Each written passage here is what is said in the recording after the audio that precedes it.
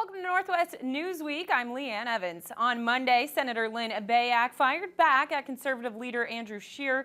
The leader of the opposition kicked Beyak out of caucus last week after the Tories say she intentionally posted racist letters about Indigenous Canadians on her website. Michelle Boyer has more. It's now a case of he said, she said. Senator Lynn Beyak is firing back at Tory leader Andrew Scheer. The Conservative leader booted the senator from caucus last week for refusing to take down what the Tories say are racist letters targeting Indigenous Canadians from her parliamentary website. Today, Beyak says, contrary to his statement that he asked me to remove content and I refused, neither I nor my staff ever spoke to Andrew Scheer or anyone from his office at any time. Then she takes aim at Scheer's legitimacy, saying a good leader would never have fallen for such a ploy. But when an inexperienced leader wins by a small margin and does not adequately consider other viewpoints, some wisdom and common sense are lost. Now, we reached out to Scheer's office for comment asking for evidence, proof that the leader's office reached out to Beyak, like an email or a phone record. But all the Tories would say is that the leader's previous comments and statement stands. Michelle Boyer, CTV News, Ottawa. Drama that began in Ottawa but has since landed in the Northwest as the fallout from Senator Lynn Beyak's dismissal from the Conservative caucus reached an unusual place, the council chambers in Dryden. Recently, councillors discussed comments made in the media by one of its members. Adam Riley reports. I think Dryden has got a black eye in the last several months.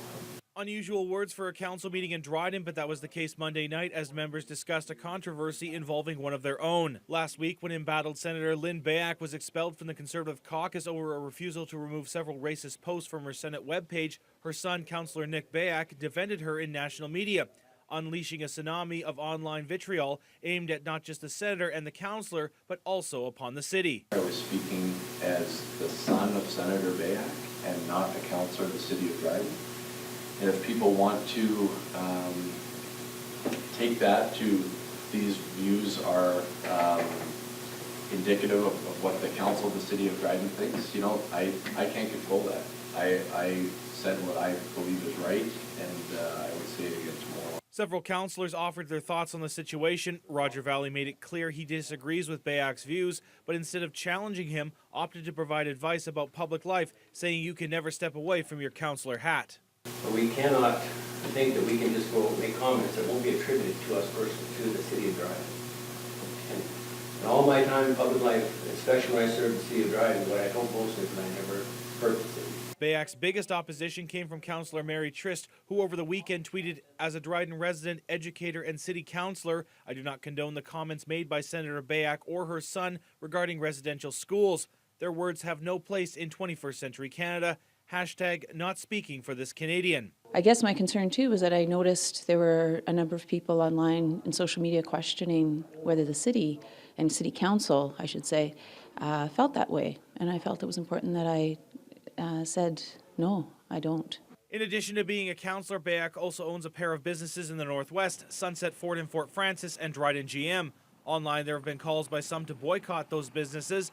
Beyak says he has no concerns about a boycott, considering the initial comments were made in March of last year and no detrimental effects were felt, calling 2017 one of their best years ever for both locations. I don't think it's a coincidence that Senator Beyak stood up and made some of those comments, and we had that kind of support because people are inspired and are proud by someone willing to stand up and say what's on their mind and some things that need to be said. In a release issued Wednesday, Mayor Greg Wilson reaffirmed Dryden's commitment to inclusiveness in the city and says the range of diversity in the city, like many communities in northwestern Ontario, shapes their local culture, how they are viewed nationwide, and is to be celebrated.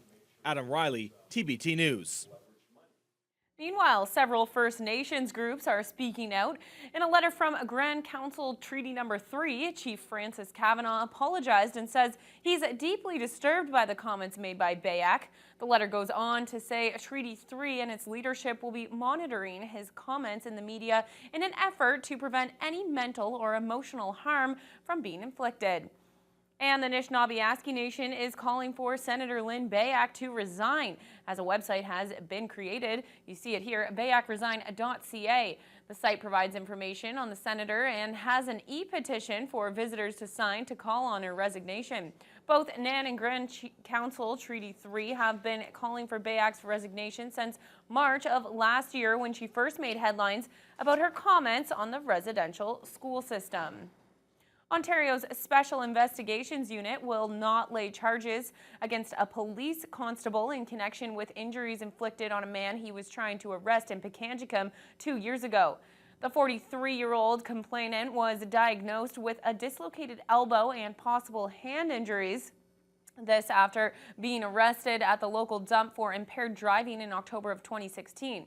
As a result of the investigation, the SIU determined, due to the man's size, level of intoxication, and resistance given at the time of the arrest, the conduct of police did not fall outside the range of what was reasonably necessary force. And Ontario's Special Investigations Unit will not be issuing charges against a provincial police officer in relation to an incident in the fall of 2016 which left a Nipissing man dead. On November 26th of that year, OPP responded to a domestic disturbance at a Park Road address. SIU officers arrived on scene the next day and began their investigation. They determined during the altercation, 45-year-old Daniel Lagarde brandished a kitchen knife. After refusing repeated requests to drop the knife, a taser was deployed to no effect. Lagarde then pointed the knife and charged the officers, which is when he was shot. The SIU determined the officer was justified in his use of force, saying there was no doubt the officer feared for his life, his partner's life, and the life of a bystander. SIU Director Tony Lapraco says there's no reasonable grounds to believe the officer committed a criminal offense. The town of Sioux Lookout already connects 29 remote northern communities to the rest of Ontario, but now the town of 5600 is poised to become a major industrial hub for the far north and the Ring of Fire. Adam Riley has more. Come 2019, Sioux Lookout's rail yard could look much busier. That's if a new initiative to create a northern railway hub comes to fruition. The site would allow for freight to be removed from trains passing through the area and then shipped by truck to communities and mining expeditions in the far north and vice versa. Two of the biggest partners involved in the initiative are CN Rail, who operates the tracks and provides passenger service through Via Rail. The other is Noront Resources, which has been looking to develop the much-discussed Ring of Fire chromite deposit. Sioux Lookout Mayor Doug Lawrence says this project has been in the works for the past 5 years, but took off in 2015. We had Noront Resources come to our community 2.5 years ago and opened their eyes to what Sioux Lookout was in terms of being a hub for the north. We service 30 First Nations to the north. We are the biggest regional hub outside of Thunder Bay in terms of flights and people moving through our community. So it's a point from which you can really access not just the northern First Nations and communities, but the entire area north of Sioux Lookout, which is about 1/3 of the province. Lawrence says this endeavor would provide the opportunity for Sioux Lookout to diversify its tax base, which would be a significant benefit for the municipality. We lack an industrial base right now. We're very heavily dependent on the residential property tax base, where healthcare is our biggest employer, but doesn't provide much in the way of property taxes. It's like one house, even though it's the equivalent of a paper mill employing 425 people. It doesn't produce much rent, so much property tax. Lawrence says he can't give too many details on the project as it's still in the early stages of development. However, he's hopeful that the design phase will be completed this year, with construction beginning in 2019.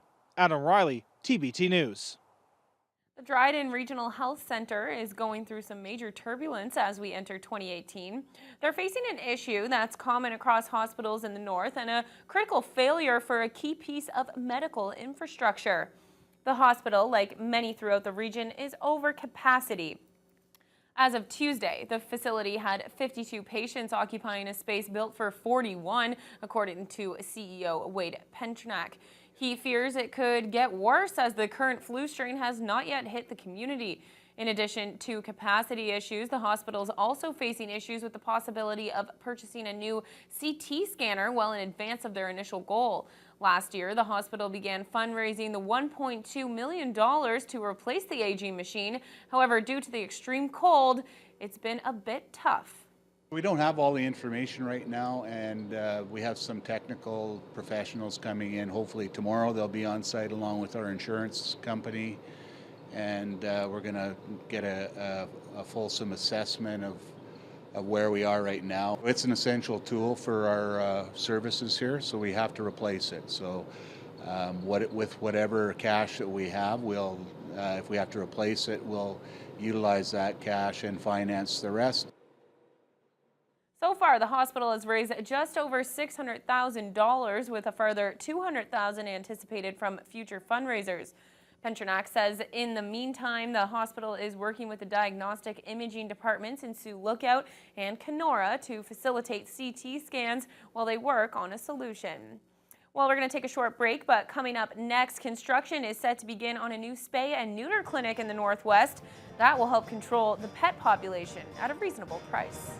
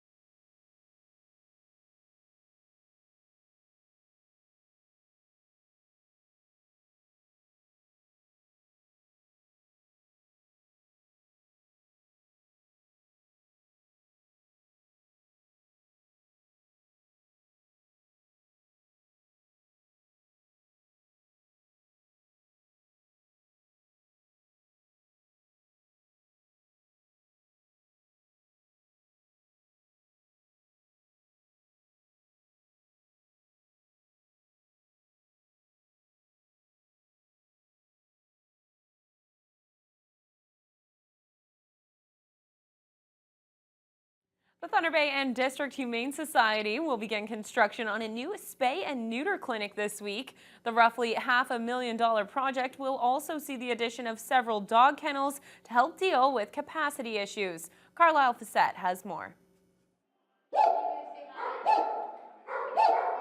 It's an announcement the Thunder Bay and District Humane Society has been waiting 3 years to make. Construction is finally ready to commence on its new low-cost spay and neuter clinic, as well as several new dog kennels to address two of the main issues the facility deals with. Basically from that wall all the way to here, it's all going to be dog runs, so we figure that we can get, like with the drawings, it's going to be about 5 new dog runs. Executive Director Cassandra Nordell says the facility is at capacity and only a small percentage of their animals have been spayed or neutered. Our numbers have drastically increased. Like in a month, our intake numbers are basically averaging minimum about 1,500 animals right now, which is very alarming. And maybe about 100 of those animals are spayed and neutered. So I think that that's something obviously really important, and that's like that we need, and we should have had it a long time ago. Nordell says it currently costs between $400 and $600 to have your pet spayed or neutered here in Thunder Bay. The new clinic aims to keep the price under $200 for pet owners. The Humane Society received a grant from PetSmart Charities for over $300,000, which will cover more than half of the construction costs, as well as 2 other grants from the Northern Ontario Heritage Fund, which will allow them to hire more staff. We're expanding, everything is getting bigger and better right now, but we're going to need extra hands. We were just awarded 2 grants, so that'll cover 2 people's salaries this year. So we're hiring for a volunteer coordinator, we're hiring for another receptionist for our spay and neuter clinic. Construction is set to begin on the new facility next Monday, with completion expected by midsummer. It means intake here at the Humane Society is on hold for the foreseeable future, with several of the dogs currently housed here transferred to other shelters around the province. Carlisle Fazette, TBT News. After several months without regularly scheduled inter-community bus service, there's good news on the horizon for travelers in several municipalities west of Thunder Bay. Starting next week, Casper Transportation is launching a twice-a-week bus route from Thunder Bay to Fort Frances and then up to Kenora along Highway 71. The 14-seat minibus will leave Thunder Bay on Mondays and Thursdays and return from Kenora a day later on Tuesdays and Fridays. Owner Casper Wabinski says he's received a lot of requests for such a route, especially since Caribou Coach stopped offering service between Thunder Bay and Fort Frances back in October. That was due to low ridership. But Wabinski believes with the smaller vehicles that his company uses, he can make it work. I would like to see about 8 passengers on each direction. That'd be great. If we can also get people going between Adakoken, Thunder Bay, and Fort Frances, even if it was just a few people, 3 people a day, that'd be great. We got 14 seats, so it doesn't take much to fill the bus. So if we have a few people going here and there, we'll fill it up and it will be sustainable. Pricing information will be available by the end of this week. The company is also prepared to offer parcel delivery to the main communities along the route, including Emo and Adakoken. Wabinski hopes to offer single-day round-trip service in the future.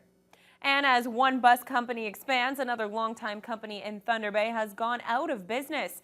Caribou Coach Transportation has shut down operations after serving the Northwest region for over 10 years. The charter company on Mooney Street had a closed sign hanging from their window this week with a message to customers thanking them for a decade of service. The headquarters also has a for lease sign in the front window. In October, the company canceled its bus service to Adakoken and Fort Frances due to lack of ridership. But President Sandy Smith said they would continue offering charter service. Caribou has now passed on its clientele to Tisdale Bus Lines, a company out of North Bay that will have buses based here in Thunder Bay. General Manager Ron Millette says that they currently have 1 bus in the city and plan to send a few more to try and fill the void. Officials at the Resolute Pulp and Paper Mill in Thunder Bay are expressing fear and outrage about the latest American tariffs announced last Tuesday.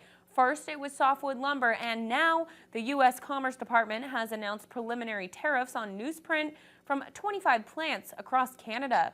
The local operation and its 450 employees is one of those plants affected. The vast majority of the newsprint produced here is shipped to major newspapers in the U.S. Midwest, and Resolute is facing duties of more than 4%. Union officials with Unifor say it's a potentially devastating blow to an industry that has already been declining for the past decade or more. Meanwhile, the spokesperson for Resolute says they plan to fight it with help from the Canadian government and their allies in the U.S. who also oppose the tariffs. This is really warped from multiple perspectives, and we're going to fight it. It certainly will have a impact quickly over time. And where you're located, the Thunder Bay Mill is a very important producer of newsprint, which is now subject to these obscene duties. It's a big hit to the company. It's going to be a big hit to the mills, and lots of them are. Our mill here produces both craft and newsprint, so we won't know the effect on it. Eventually, you're going to see mills going down. As newsprint declines, you could only absorb so much punishment, right?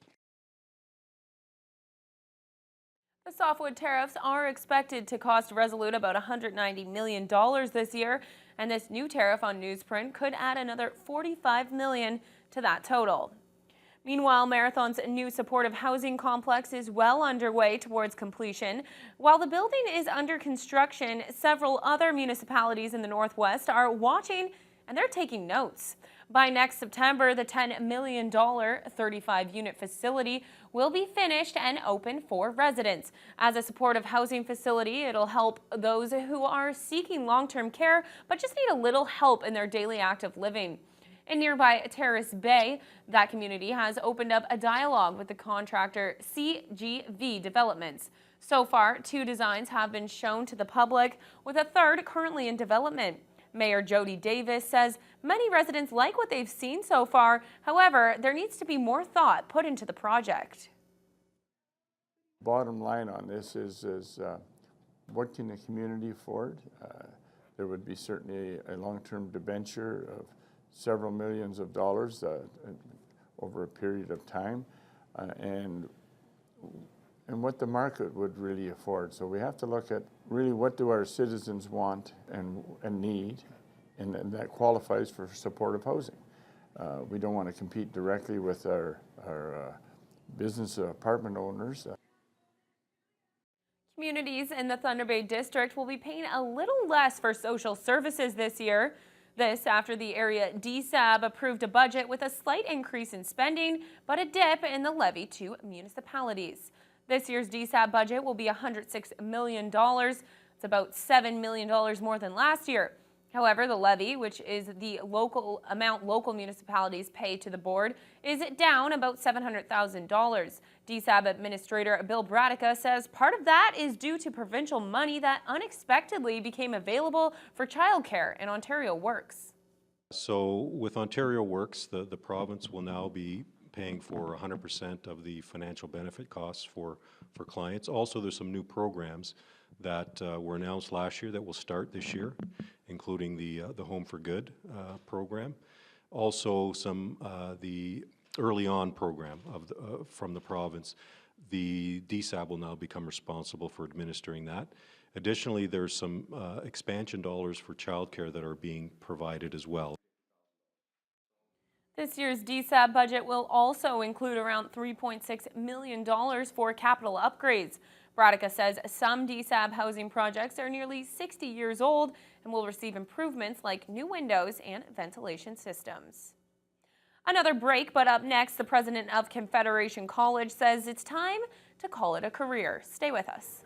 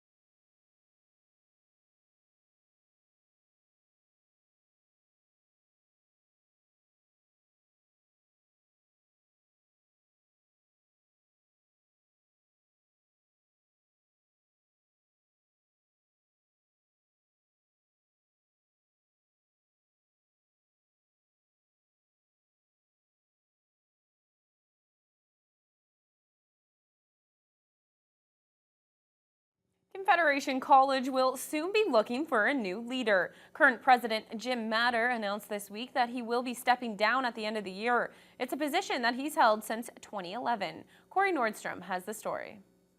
After roughly 6.5 years as the head of Northwestern Ontario's only community college, the decision to end his term at Confederation came with some assistance. Yep, you know, my wife and I considered a great deal about how long we've been here, my age, to be honest. And again, we discussed a fair bit that when I hit the traditional retirement year, that we would look upon it as a start of a new chapter. I do hit that year within 2018. So I've offered a letter of resignation to the college as of the 31st of December, or earlier if they find someone to replace me before that. Through his tenure at Confederation College, Matter has seen a rise in both international as well as Aboriginal students. He has also helped change the landscape with a pair of new student residences, the creation of the new Student Wellness Center, and the ongoing construction of the Tech Hub. The first thing is to say how much Jim has done for the college in the last few years. I mean, you just need to look around to see the new buildings and everything going up and the construction of the Tech Hub. We've had the opportunity to rebuild facilities, to develop new facilities as well. And I think that's a critical piece of people, I think, realizing that we really need to use the university and the college as a vehicle for introducing people to Northwestern Ontario and hopefully keeping them here as part of our communities. Matter signed a renewal of his 5-year contract in 2016, but will leave about halfway through that deal. The search for the 6th president of Confederation College will be carried out by the school's Board of Governors, with assistance by an outside agency. Chair of the board, George Patterson, says they have a tough road ahead replacing Matter. It normally takes 6 months to a year to find somebody of that quality. And we're just in the process of determining what the qualifications would be. Obviously, we want somebody who is a strong communicator, who can relate to the people of Northwestern Ontario. Matter says what he'll miss most about Confederation College is talking to students and seeing their proud faces upon graduation. The board will take their time finding the right person for the job, as they have until December 31st of 2018. Corey Nordstrom, TVT News. And that's going to do it for this week's edition of Northwest Newsweek. Thanks for being with us, and be sure to tune in next time.